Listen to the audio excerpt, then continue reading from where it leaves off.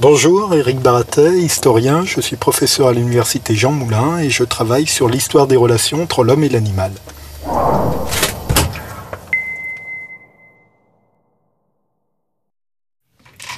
Eh bien moi j'ai mangé mon chien. Vous n'auriez pas dû, et en plus vous allez avoir des ennuis si vous l'affirmez comme ça publiquement, parce que c'est devenu non plus un animal, un objet, un animal à tout faire, mais un compagnon. Ce sont les Romains qui ont inventé ça, et ça s'est imposé petit à petit en Occident, et notamment au XXe siècle, puisque le chien est devenu l'espèce de compagnie par excellence. Auparavant, il y avait des chiens qui servaient à travailler, à chasser, à tirer des charrettes, et depuis une soixantaine d'années, on l'a concentré sur la compagnie.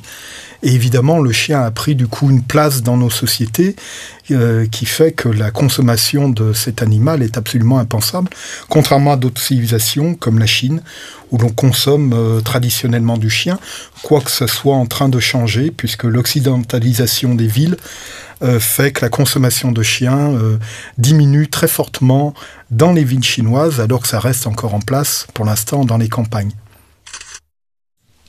Et si le poisson pané avait une âme ? Alors le poisson a peut-être une âme, mais avant tout c'est un animal, comme tous les animaux que l'on mange, mais on veut de plus en plus l'oublier avec cette géométrisation des animaux, le steak haché, le poisson pané. On a réduit la viande en formule géométrique pour ne pas avoir finalement à se poser la question, je mange de plus en plus d'animaux, mais ces animaux, ce sont des êtres sensibles, souffrants, connaissant la douleur, ayant des capacités d'intelligence, des capacités cognitives, et tout ça rentre en conflit. On veut de plus en plus de manger d'animaux auxquels on attribue de plus en plus des capacités importantes. Et alors pour résoudre ce conflit, depuis une soixantaine d'années, on a pris le compromis, le parti pris temporaire de transformer cette viande en morceaux géométriques, désanimalisés, qui essayent de ne pas faire penser que l'on mange un poulet, un canard, un bœuf ou un poisson lorsqu'on mange de la viande. Si je vous disais que je ris beaucoup avec mon chat ? Mais là, vous avez raison. Autant que vous aviez tort de manger votre chien. On rit avec son chat, oui, parce que... Alors là, c'est aussi deux tendances, mais au lieu d'être en conflit l'une avec l'autre, elles se renforcent l'une et l'autre.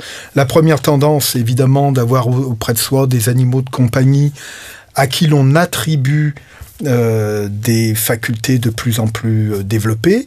Et puis l'autre tendance, c'est que ces animaux, ce ne sont pas des objets, ce sont bel et bien des êtres vivants qui ont des facultés cognitives, d'intelligence, ont des facultés de souffrance, de sensation. Et donc, on ne craint plus maintenant, effectivement, de dialoguer au sens large de dialogue, dialoguer avec ces animaux, c'est-à-dire les solliciter, de solliciter leurs capacités. Et on le voit très bien au niveau du chat, du chien. Si on compare ce qu'on faisait avec nos chats, nos chiens, il y a 50 ans ou il y a un siècle, on les sollicite beaucoup plus maintenant. On leur demande de jouer, on leur demande de répondre, etc., etc. Et là, il y a un parallèle évident avec les enfants. On sollicite beaucoup plus nos enfants qu'il y a un siècle ou un siècle et demi, comme on sollicite aussi de plus en plus nos chiens et nos chats, puisque nos chiens et nos chats font partie de la famille, et donc il n'y a aucune raison de ne pas discuter avec eux.